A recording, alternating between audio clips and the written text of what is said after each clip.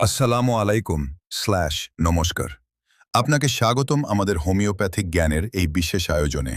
আজকে আমরা আলোচনা করব একটি অত্যন্ত শক্তিশালী এবং গুরুত্বপূর্ণ হোমিওপ্যাথিক ওষুধ নিয়ে। তার নাম হল মেডোরিনাম। মেডোরিনাম হল একটি বিশেষ ধরনের হোমিওপ্যাথিক ওষুধ যাকে বলা হয় নোসোদ। এটি তৈরি করা হয় গনোরিয়া রোগের জীবাণু থেকে। হোমিওপ্যাথির মূলনীতি অনুযায়ী যা রোগ তৈরি করে সেটি রোগ সারাতে পারে। এই ওষুধটি মূলত সাইকোটিক মায়াজমের অন্তর্গত। মেবারাশিসি মানসিক লক্ষণে মেডোরিনামের রোগী মনে করেন সময় যেন থেমে আছে, সব কিছু অবাস্তব লাগে, স্মৃতিশক্তি কমে যায়, কিছুই মনে থাকে না। রোগী অত্যন্ত আবেগপ্রবণ ও উত্তেজিত থাকেন।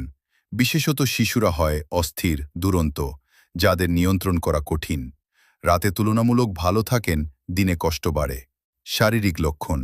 শারীরিক দিক থেকে মেডোরিনাম অনেক ক্ষেত্রে কাজ করে। শ্বসনতন্ত্রে দীর্ঘস্থায়ী অ্যাজমা, বিশেষ করে রাতে কষ্ট বাড়ে। রোগী যদি হাঁটু ভাঁজ করে বুকের কাছে এনে ঘুমান তাহলে আরাম পান।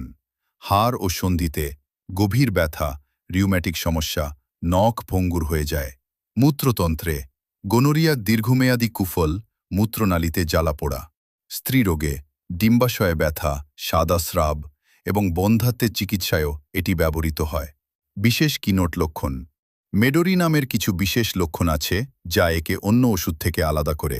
১. সমুদ্রের কাছে গেলে রোগী ভালো অনুভব করেন। ২. রাতে সব লক্ষণ বেড়ে যায়। ৩. হাঁটুবুক অবস্থানে ঘুমালে আরাম পান। ৪. সময় যেন অনেক ধীরে যাচ্ছে, এই অনুভূতি। ৫. ভেজা ও স্যাঁতস্যাঁতে আবহাওয়ায় কষ্ট বাড়ে। শক্তি ও ব্যবহার, পোটেন্সি এবং ইউজ। মেডোরিনাম সাধারণত উচ্চ শক্তিতে ব্যবহার করা হয়, যেমন 200 সি, 1 এম বা 10 এম। এটি একটি শক্তিশালী নোসোড, তাই ঘন ঘন দেওয়া হয় না। একবার দিয়ে দীর্ঘ সময় অপেক্ষা করতে হয়।